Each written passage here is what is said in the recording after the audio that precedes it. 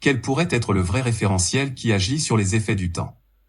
Bonjour, je me présente, je suis Monsieur Jean-Luc Amaglio. Je vous propose une nouvelle histoire de notre univers qui pourrait mieux répondre aux problèmes que nous rencontrons. Quel pourrait être le vrai référentiel du déplacement qui agit sur les effets du temps? Pourquoi se poser cette question? Il paraît évident que quand on se déplace, cela est par rapport à un référentiel. C'est-à-dire, par rapport à quelque chose. Que ça soit un déplacement sur Terre en marchant, à vélo, avec une voiture, un avion, une fusée, les satellites qui tournent autour de la Terre, ou bien avec les sondes qui voyagent dans l'espace. Tout se déplace par rapport à un référentiel. Mais ce que je veux vous expliquer, ce n'est pas la comparaison entre deux référentiels qui nous donnent une vitesse. Mais de savoir quel est l'unique référentiel du temps dans l'univers qui gouverne tous les autres référentiels avec des temps ralentis. Ce temps doit être forcément le temps le plus rapide, sûrement un temps de la vitesse de la lumière. Car tous les autres temps se réfèrent à lui, pour agir sur les effets du ralentissement du temps. Nous savons que plus nous nous déplaçons vite, plus le temps ralentit. Les transformations de Lorentz nous ont fait découvrir que ce déplacement à de grandes vitesses avait un impact sur les contractions des longueurs. Cela veut dire qu'en plus du ralentissement du temps, plus nous allons vite par rapport aux autres, plus les autres nous observent avec une contraction de notre longueur dans le sens de déplacement. À première vue, cela peut vous paraître bizarre, mais cela a été prouvé mathématiquement. Ce déplacement a forcément besoin d'un référentiel pour avoir un effet sur le temps. Nous savons que sur Terre, selon l'endroit où nous nous trouvons avec une certaine attraction de la gravité ou bien selon la vitesse à laquelle nous nous déplaçons, nous subissons un ralentissement du temps. Des expériences avec des horloges atomiques nous l'ont prouvé et les satellites GPS eux aussi subissent cet effet. Pour autant, est-ce que vous êtes sûr que c'est le référentiel de la Terre qui nous fait subir ces effets? Pour faire apparaître un paradoxe, nous avons imaginé des situations. Elles consistent à observer dans l'espace un vaisseau s'éloignant de la Terre sans aucun autre objet. Avec cette situation, il ne nous était pas possible de dire si c'était le vaisseau qui s'éloignait de la Terre ou bien la Terre qui s'éloignait du vaisseau. On retrouve le même paradoxe avec deux vaisseaux dans l'espace sans aucun référentiel, il ne nous était pas possible de savoir qui s'éloignait et qui restait immobile. On se retrouve avec un problème pour démocratiser tous les référentiels et savoir qui se déplace par rapport à qui. Alors, comment résoudre ce problème? Chaque objet dans l'univers peut servir de référentiel pour observer un déplacement.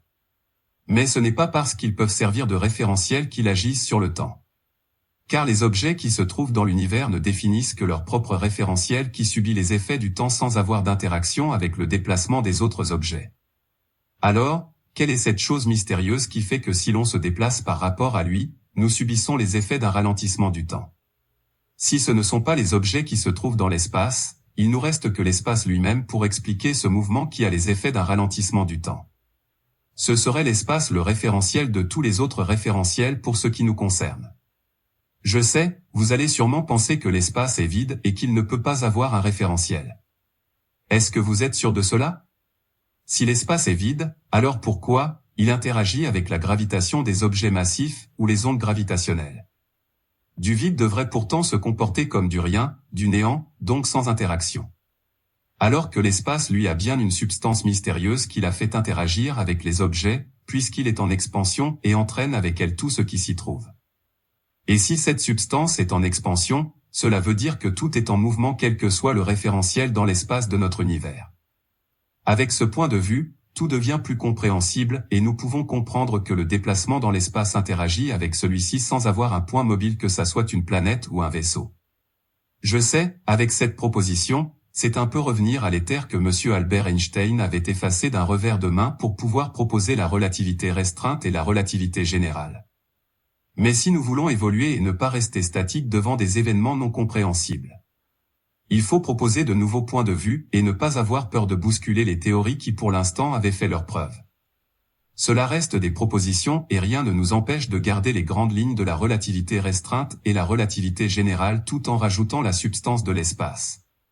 La courbure de l'espace à la suite de la masse des objets reste bien sûr une grande avancée qu'il faut garder.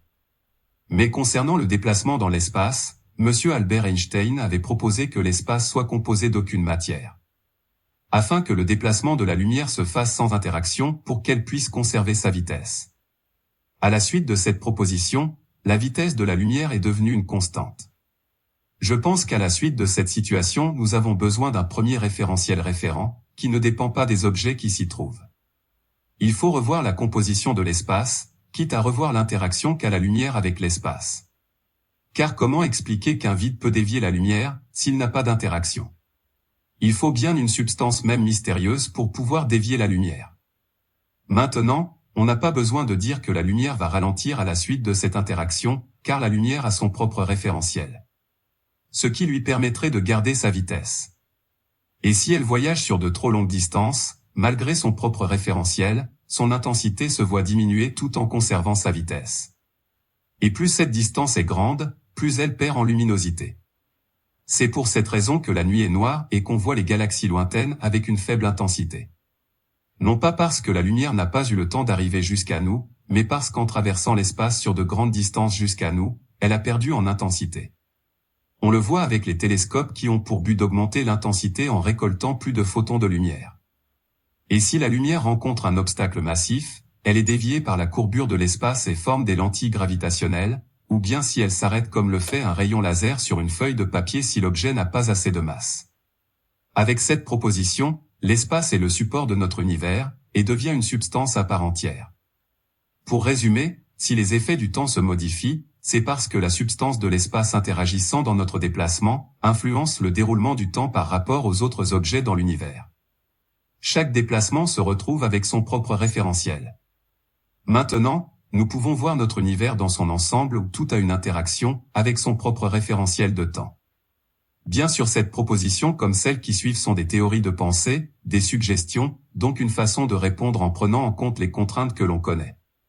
Je peux me tromper sur ma façon de voir les choses et ne pas avoir pris certains facteurs qui pourraient remettre en cause mes propos et c'est aux scientifiques de me le prouver. Mais avouez que cette proposition serait une réponse plausible et qu'elle est intéressante. J'espère que cette expérience de pensée vous a plu. Je vous propose de la faire connaître de façon à avoir plusieurs avis. Merci de m'avoir écouté et je vous dis à bientôt. Cordialement. Jean-Luc Camaglio.